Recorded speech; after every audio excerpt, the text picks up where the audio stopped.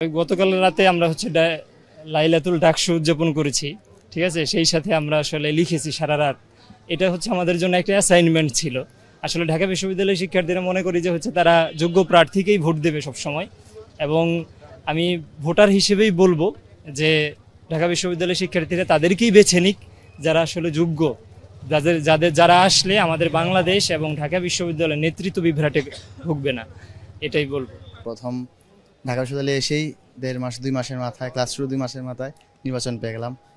তো first vote অবশ্যই একটু ভেবে চিন্তে দিয়েছি, যোগ্য প্রার্থী এবং আমাদের যাতে উন্নয়ন হয়, বা উন্নয়ন বলতে না, আমাদের যেন কাজ করেন, কোনো দলীয়তে যেন আটকান। আমরা পূর্বে জিনিসগুলো চাই না। যেমন আমরা একটা শান্তিপূর্ণ ভার্সিটিতে এখন এসেছি, গেস্ট রুম নেই, কোনো রুম নেই, তো আমরা নিজেরাও চাই না যে আবার এটা ফেরত আসুক।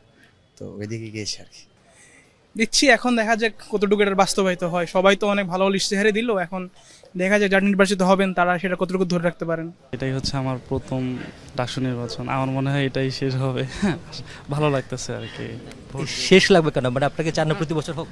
আমরা প্রতি বছর হোক এটা আমরা চাই, কিন্তু হয়তো বা আগামীবার দিতে পারবো না, কারণ আমার তো মাস্টার শেষ, ছাত্র তো শেষ হয়ে যাবে। এখন পর্যন্ত সব তো ঠিকঠাকই লাগতেছে, ক্যাম্পাসে সব কিছু নিরাপত্তা একদম ভালোই। আমারও ইচ্ছা আছে যেন প্রতি বছর এই জিনিসটা হয়।